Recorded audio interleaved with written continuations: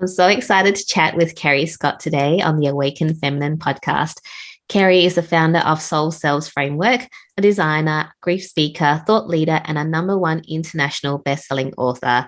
She's helping individuals on an ascension path to recognize themselves during the spiritual awakening. And I know she has so much love and wisdom to share with us today. She's joining me all the way from Vancouver Island in Canada. Welcome to the show, Kerri. Hi, Kaki. Thank you so much for having me. I'm really, really looking forward to our conversation. Yeah, so am I. So I'm just really excited because you're also one of my co-authors in Prosperity Code. So it's just such a blessing to meet you and all the beautiful women in that book. So thank you for coming on to my show. And before we get started in our conversation, I always like to ask my guests this question first and foremost. What is your definition of an awakened feminine? Such a great question.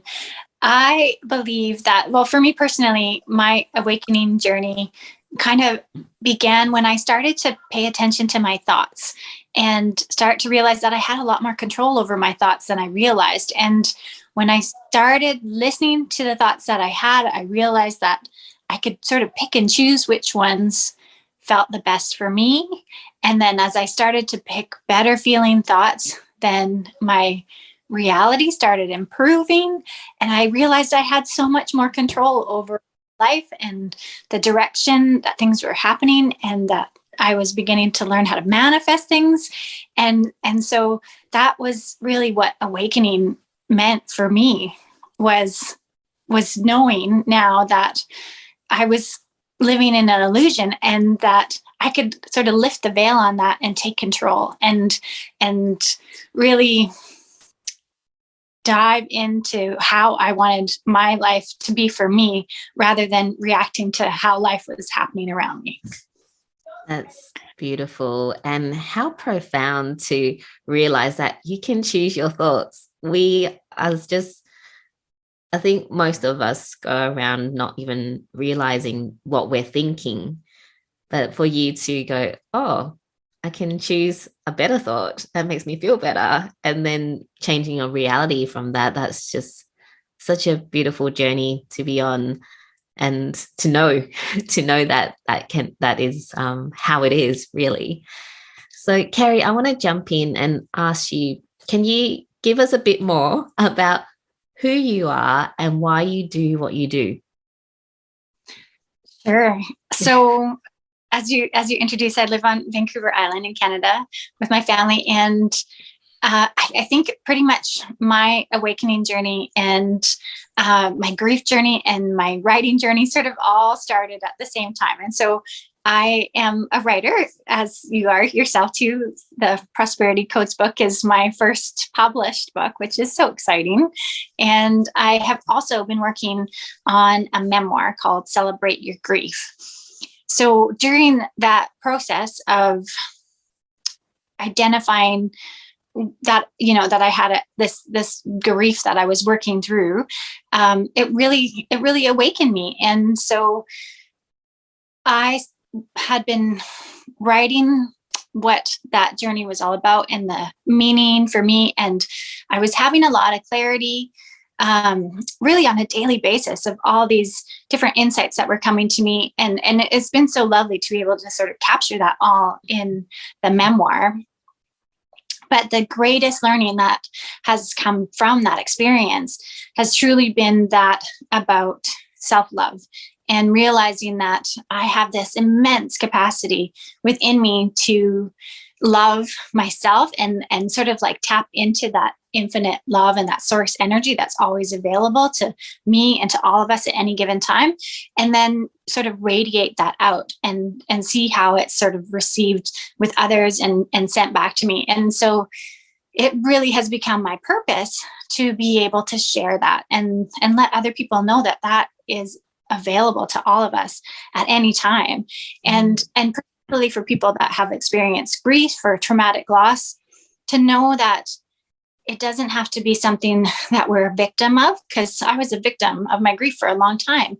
But now I've been able to sort of flip it and look at it from a new perspective and realize that the grief that I had, it really transformed me showed me that this love is within me all the time, even though the person that I lost isn't with me per se in reality, in person anymore. But that love is always there, and always accessible. Yeah. Wow, that's such a journey. A couple of questions popped up as you were talking. I want to start off with the one, because I feel like we're going to be talking about grief today. So the first question is around self-love, because I always love talking about self-love, because for me, that was my awakening journey as well, because I didn't go through grief per se, but it was more, I guess it was a grief of an old identity for me, after children, and realizing is like, well, what's happening? I don't love myself. I don't take care of myself. Can you share with us what does self-love now mean to you? It means so much. I mean, I love that you shared that was your awakening, because it really, to me, it's kind of like the be all end all of the awakening experience as far as I've gotten so far. And it's like, it doesn't matter where we're coming from, whether, like I obviously came from a place of grief, but we could be coming from any kind of place, any aspect of our life, and having these same awakenings, but the destination always seems to be self-love. And so it's for me, now that I understand it, when I go to that place of deep self-love, it's a total inner acceptance. And I mean, you say it beautifully in Prosperity Codes, it is like loving every cell of your body, and just being in that place. And so it's really coming into alignment. And again, going back to the thoughts that I'm thinking and the feelings that I'm having, coming into alignment with how my higher self is always feeling about me, or how my, how source energy is always holding me in this place of love. And so when I can align to that place with all aspects of me, and align my thoughts and my feelings, and just get really grounded in that energy, then it becomes this fountain of infinite energy that you just tap into, and it feels so good. And I've often been able to just sit in it, and it's almost like a runner's high. When you've been running for so long, you just sort of go into this state of bliss, and your fingers are tingling, and your extremities are sort of numb, and it's pure bliss, really, when you're able to just stay with it for a little while, and realize that nothing matters, really. You're just there. Yeah, you're so present in the moment, right?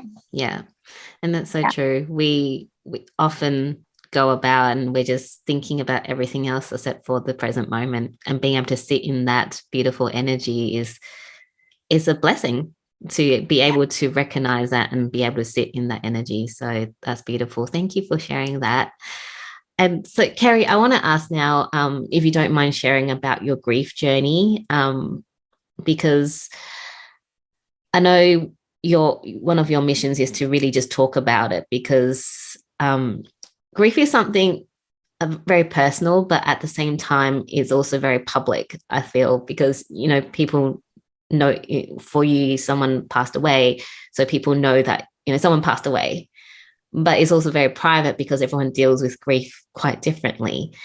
And I think just knowing a little bit about your story, you kind of kept it in for yourself before, recognizing that you needed to talk about it and open up. Do you mind sharing a bit about your journey with us and what happened? Yeah, absolutely. I mean, grief is such a universal experience. We all have it. There's not really many people that aren't ever going to experience grief in their life. And so my loss happened probably, it'll be 20 years ago this August. And at the time that it happened, I thought that I was processing it like everybody else did. I mean, I didn't talk about it much because the person that I lost wasn't in my life on a daily basis, and I wasn't surrounded by his family and his friends. And so it was a very personal, sort of quiet experience that I just worked through on my own. And it wasn't until probably about 5 years ago, I guess, actually, on my 40th birthday. Yeah. That really, it really struck me that I needed to deal with this, because I had this real big hole in my heart for this person. And it was sort of like an energetic block, I realized, right? And so I started doing some research into grief, and the grief that I experienced was because the person that I lost committed or died by suicide, I should say. And so one thing that I read in a book was that as a suicide survivor, we navigate grief differently than other people, because often there isn't even a funeral, and there isn't a lot of conversation with people about it because of the way that the person passed away. There's a lot of stigma, and I mean, there's always stigma around death in general in a lot of societies. And then because there was, a death by suicide, it just sort of added to that stigma. And then in addition, there's, mental health issues in my situation with the person that I lost. And so it just became this real silent existence. And I carried on thinking about this person every day, but I never talked to anybody about it. I never had any communication with his family, and nobody ever asked me how I was doing. And so I didn't realize it until I read it in this book, that I was frozen in my grief. And that hit me like a ton of bricks, because I'm like, I didn't know I was doing this all wrong, and that there was another way this whole time, right? And so having that understanding really encouraged me to start talking about it, because I didn't know that I needed to talk about it. I didn't know that that was okay. It never felt safe up until more recently. And now the beautiful thing about it is every time I share my story, someone is able to open up to me about a similar situation that they've been in. And so I'm making these connections and holding space for other people that have gone through, a traumatic loss. And it gives them that opportunity to heal, because every time we share our story, we just heal a little bit more and a little bit more and a little bit more. Wow. I just found it so fascinating that, this is a death from, 20 years ago, and it took you, it took that long to realize, and if you didn't actually go out to, do some research yourself, you could still be stuck there. But I love that what you're doing now is holding space for other people to process their grief. So what really ignited you to kind of step into this space of talking about grief and helping others process their grief? It all has just really happened kind of organically. I started writing a book as my awakening was happening, because I was noticing all these similarities and these sort of like keywords that were popping up. And I think I made a list, probably about 27 of these words. And I wanted to write about them from 4 different perspectives, like in a positive perspective, a negative perspective, and then an experiential perspective. And what I found as I was writing, that the experiential perspective just kept repeating itself. And it was the same story. It was this grief story that was coming up over and over and over again. And I kind of realized that it was this grief story that needed to be written. It wasn't this other sort of guidebook that I had started, but instead it was the grief story. And so that became my passion project. And I really feel, as I put more and more energy into it, the more I was really led to find the answers that I needed to find and piece together parts of the story, parts about my friend that I lost, and information leading up to his diagnosis with bipolar, and then leading up to his suicide, and what happened in the aftermath of that. And so I've been able to find some sort of resolution with a lot of the things that I didn't ever have before. And I truly believe that the connection that I have with him now in spirit has guided me to all of these other answers in terms of my spirituality, and really opened me and expanded me into this space where now I can share, and I have the desire and the capacity to have these conversations. Because before all of this, I was silent about my grief, but I just couldn't speak. I just was so shy, and so I guess I was so insecure. Like, all of it just sort of kept me from really stepping into the infinite potential that I now realize that I'm capable of having, and that we're all capable of having, and I get all excited about it, right? Yeah. Yes, I know. Wow.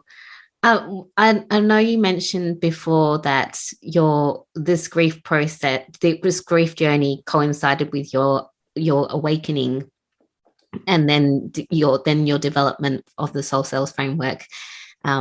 So can you talk a bit about how that kind of transpired? And I know you were quite scientific before, so do you mind talking a bit about that journey into the not so scientific? Yeah, I know. Sometimes I think I should have in my introduction, like, astrophysicist turned metaphysicist. But it's true. Like, when I went to university, I studied astrophysics and got a Bachelor of Science.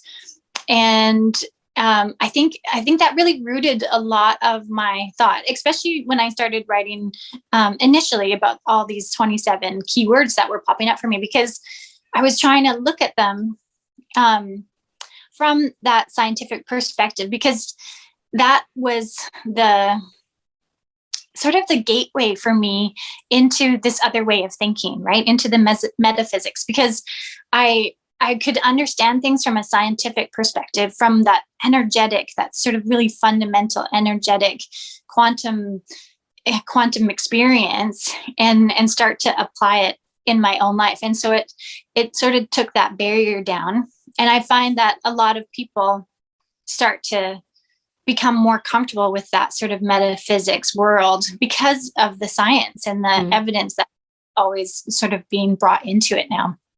And with that, like, I kind of realized, like, three key things had to happen for my awakening to really begin. And of course, one of them was that I had to believe that everything is energy, which is where, the science really came into play. The second was that I had to start taking responsibility for my life. And that was kind of like when my ego cracked, because I had been working in a laboratory as a scientist. And when that role, that sort of ego part of myself, was taken away because the company was bought by a larger company and I was laid off, I didn't know what my identity was anymore. And I had to start exploring how to redefine myself. And eventually that's where the writing kind of came in, because I had started blogging and exploring that aspect of myself. But I also started looking into personal growth at the time. And so I think it was Brian Tracy. He's, a guru in personal growth. He taught me that I had to take responsibility. And that meant taking responsibility for my thoughts and my actions, and not blaming anybody for the outcome of even the most simplest things in life. And so that was a huge turning point in terms of my personal awareness, my self-awareness. And then the third thing I say is that I lost someone who I loved. And it was that loss that always sort of had me questioning, is there life beyond death? What is the soul? What is my soul?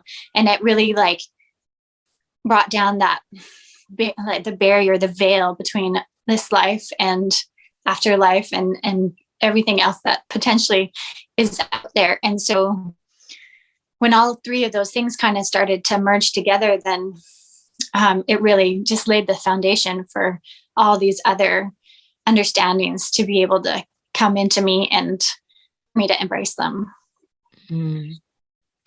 That's such a beautiful journey and such a beautiful way of how everything just kind of came together. I mean, I know that it would have been challenging, but now that you're on the other side, and I know it's always a work in progress, but you've gone through so much to get to where you are now, and being able to help others process their grief, for them to find who they really are, their authentic self, and recognize that. It's beautiful what you're doing. Can I ask you, going from astrophysicist to metaphysicist, how was that journey for you? I mean, I know you said you have an understanding of energy because of astrophysics and all that, but was there a part of you that went, all right, I'm a scientist, this is like a bit out there? Did you have any of those things come up for you? Yeah, a little bit, for sure. It's interesting though, because I've always considered myself a spiritual person, and that's always been kind of rooted in me. But because of the relationship with the person that I lost, like that relationship was so rooted in spirituality, and I learned so much from him in the time that we were together. That after he passed, that spiritual aspect of myself was too painful to like really explore anymore. So I really put it aside. And I think it was more the pain of finding him there over and over and over again that kept me from that spirituality, as opposed to my scientific beliefs. Because I think I always kind of held the two relatively equal. But I have, as this awakening has gone on, I've had to challenge myself in a number of ways, in terms of how much I'm willing to like expand into that belief system and let go of the science. And I have a real new understanding of it now, because I know that thoughts are on repeat a lot. And so when you have a thought that keeps repeating, that forms a belief. And I know when people are really firmly rooted in science, they can really dig their heels in about the spirituality side of things. And to me, they're both beliefs. And so not one can't be truer than the other. It's purely your perspective and what you choose to believe. So you can always change those thoughts to change the belief. And so science starts to become as mystical as spirituality is, and then you get into quantum physics, and then they just sort of become the same thing, right? Yes. I love that. And it's so true, because I, being a pharmacist previously, was very, very much, give me the science, show me the evidence. But what I've come to realize is, you kind of have to have that hypothesis before the science can, prove something, right? Which means that some things work in a certain way for then science to go, oh, okay, that's someone's doing that and it's been happening. Oh, we better go and look at it to see how that works. So it now I'm like, oh, okay, so it's really science catching up to the spiritual side of things, and then allowing the very scientific, people to understand that side of things, which really, I think, as humans, we need to have both the logical and the illogical to work together. And that's really when the magic, explodes and happens. Exactly. Yeah. Yeah. I want to ask you, with your awakening process, like your awakening, it's been about 5 years. Has that changed your family or friendship dynamics because of the changes within a lot, that you said your life changed as well when you started awakening. So how has that impacted your life? It's in the best possible ways. It truly has. I think because I am able to turn my awareness inward, I am growing in ways that are kind of unexpected. But I know now that the things that I am, like the things that are active in my own vibration, are now reflected back to me in the conversations that I have and the people that I meet. And I mean, I say this on social media and on TV and on the radio, all these places. It's all reflected back to me. So as I increase the love that I have for myself, I see all the people in my life also rising up to do that as well. And whether they were doing that all along and I just wasn't aware, it doesn't matter, because now we're sort of at this same level. And the other aspect of that is that I feel, as I'm called to heal my own trauma, and a lot of that goes back generationally. I feel I'm healing that generational trauma within my family and within my extended family. And so it is so rewarding for all of us, whether they know it's happening or not, on understanding, or like have an understanding of work that's being done. I think it's just helping everybody move forward. And then it clears sort of the path for my children not to have to re-experience that as I re-experienced it, and as my father re-experienced it, and so on, as it goes back down the line. So there just is just benefit after benefit of doing this work and bringing that awareness into myself, and again, just choosing better feeling thoughts on a moment by moment basis. So I love that you mentioned your children, and having the work that you're doing is help clearing the path for them so they don't have to re-experience it.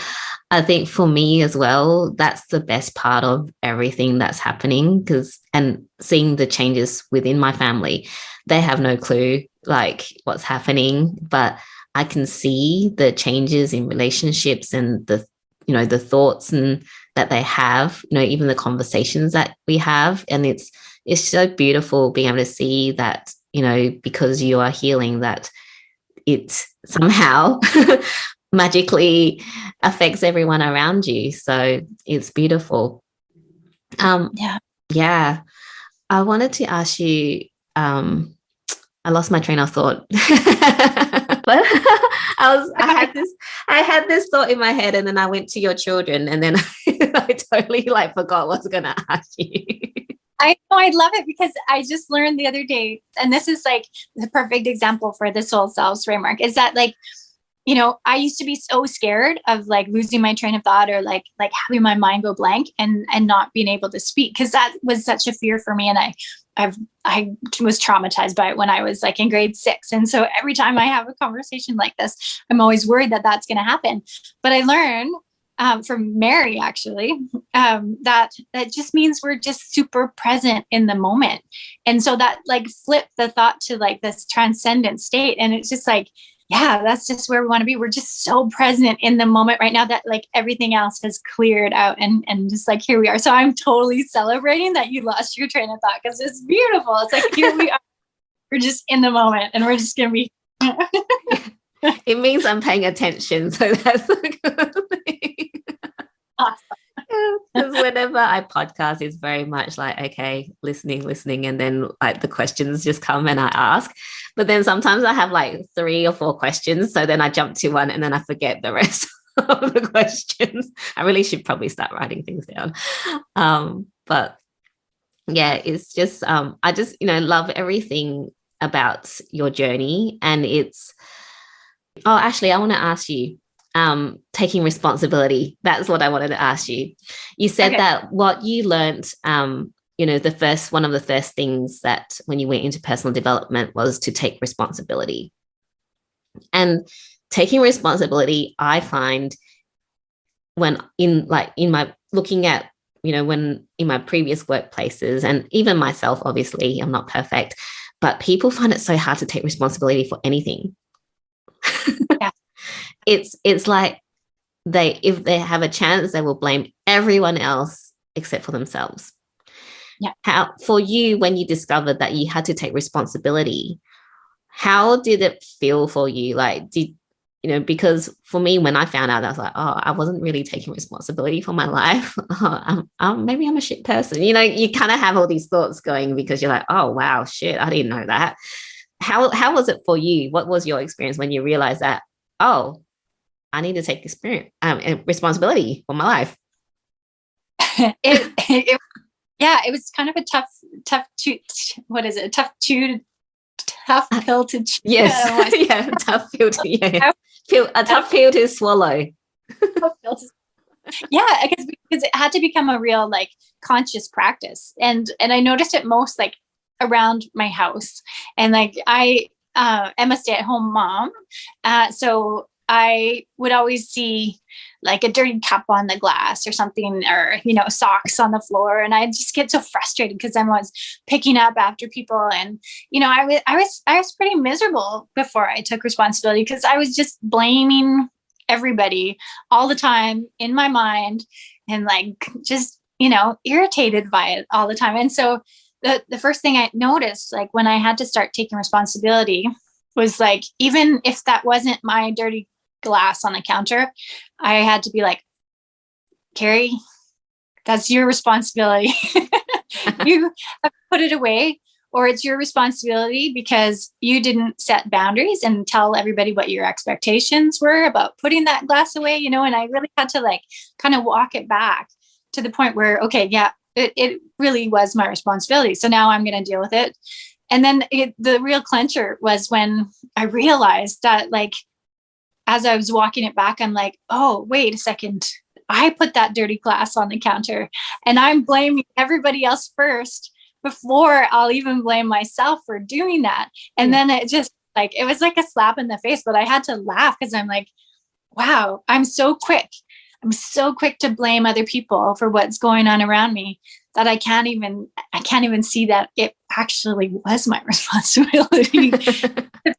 And so once I kind of got to that point, it became kind of laughable and super easy to sort of move forward and stop the blame game and step out of the victim mode that I was in. And it was like a weight lifted, right? You just feel so much better and clearer. And it keeps you from circling in or circling the drain, I guess you could kind of say, with your thoughts, and just gives you the freedom to think new things and have new experiences because you're not always grumping around. I love that. And I love that you brought the experience with your children and taking the responsibility that way, because I go through sometimes where I have those days where I'm just like, oh my gosh, the kids are not doing this XYZ, and because now I'm so self-aware, it's like, and then you have your moment, and then you're like, oh no, and then you're like, I wish I wasn't so self-aware. I could just blame everyone else. And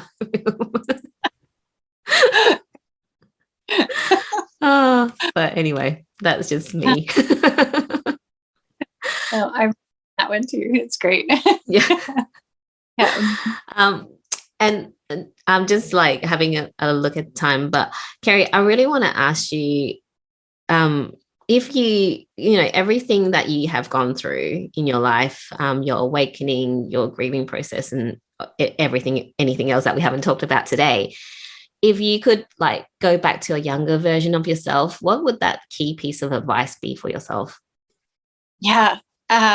such a great question. I would tell her to feel the emotions as they arise and just let them move through you until they're done, until you're ready to move on. Because I so many times, time and time again, would suppress my grief as it was sort of starting to rise within me, because I didn't want anybody to know, and I didn't know how to talk about it, and I didn't want to make anybody feel uncomfortable about it. And so I just stuffed it in and stuffed it in and stuffed it in. And I got to a point, and like early on in the awakening process, I had to relearn how to feel. You know, I didn't even know what I was feeling at a given time. I didn't know what those emotions were, and I didn't know how to give them names. And so I think if I had just felt them at the time when they needed to be felt, then, I wouldn't have to be doing all this work all these years later in order to, release all of that. Mm-hmm. And as that experience has been, I think I could have been on this journey so much sooner on some level. Yeah. As you were talking, I wanted to ask you, you said that you didn't want to talk about it and about your grief. What were the emotions that were coming up for you when you feel like that you can't talk about it? Like, what are those emotions that come up? I think this is kind of typical, especially when there's been a suicide. There's so much shame and so much guilt. The grief is, heartbreak and loss and all of that. But because of the way that I lost my person, I always had this sort of question in my mind, like, could I have done something different? And so that was often playing in my mind, and I felt so guilty that I didn't call more, or that I didn't know what was going on for him at the time, or maybe I should have gone and seen him, or and it just, this list just kept going on and on and on, and replaying every day when I thought about him. And so that guilt, and I honestly believed other people would ask me those questions if I talked about his death, and I didn't have the answers for them. I didn't know why I didn't make different choices and why things ended up the way that they did, and what I could have done differently. And so I just really, really silenced myself, and just suffered in silence, Yeah. Yeah. Thank you for sharing that. I just wanted the audience to understand what those feelings were. So you said you had to relearn how to feel. Can you speak a bit about that? Because for me, what I found was when I suppress all the things that I don't want to feel, like, if I'm upset, I'll, be in the older days, in the past, I would suppress, like, any emotions that I don't really want to feel, I suppress it. But I found that because I'm suppressing how I feel, happiness, love, joy, I didn't really know how to feel those properly either. Was that your experience, or, what was your experience around feeling emotions? Yeah, it's interesting because I remember being at my niece's concert and listening to all these young voices singing. And it's usually such a beautiful experience to be kind of swept away by the music. And as I was listening, when I should have been feeling joyful, I was brought to tears instead. And I kind of realized that my brain had rewired itself from a place of joy to like a place of pain and sadness and grief. And I needed to figure out how to undo all of that, because I could no longer enjoy those experiences. And I really didn't want to go through the next 40 years of my life and these, Christmas concerts with my kids and whatnot, and be in tears in the audience when I'm supposed to be feeling really joyful and proud of my kids. Right. So yeah, that was kind of like when the light bulb went off for me to figure out what I was actually feeling and what that was going to look like, and to learn too that all these emotions are stored in our body somewhere, and to tune into my body, because I was really, really good at looking externally for the answers and putting everything outside of myself. And so turning, that awareness inward and asking where pain or trauma or experiences were stored in my body, and how I could start to release them, and then, give them a name and take away some of the control that they were having over me, and be able to sort of reclaim and empower myself with these emotions instead. So, yeah. Can I ask you, what were some of the tools to help you to rewire and your emotions? Like, you were saying that you were crying because from sadness, like, because you was, your brain was like recognizing it as sadness instead of joy. What were the tools that help you to rewire that, so that when you feel joy, you're actually feeling joy and not going into like feeling sad? Yeah. That's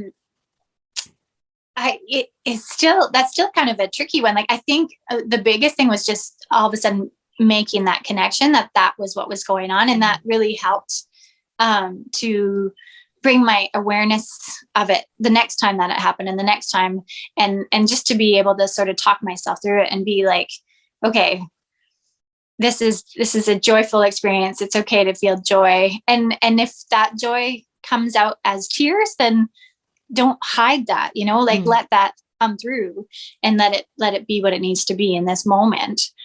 Yeah, I still find myself, I don't know that I'm quite ready yet to go say to church and sing in a public setting, because I still don't think I have the capacity to be able to do it without breaking down in tears. But that's still one of the things that I'm working towards. And this is slowly taking these steps and putting myself into those vulnerable positions. Like even today, it was career day at my children's school. And so speaking in front of a class of, grade 4, 5, 6s was a really vulnerable thing for me, because I had such a terrible experience when I was in grade 6. And so just like realizing, no, the universe has set this up for me, reason to be able to take that step and like have a positive experience in this environment, so I can let go of the fear that has held me back. And so, yeah, just slow steps, and just, being vulnerable. Yeah.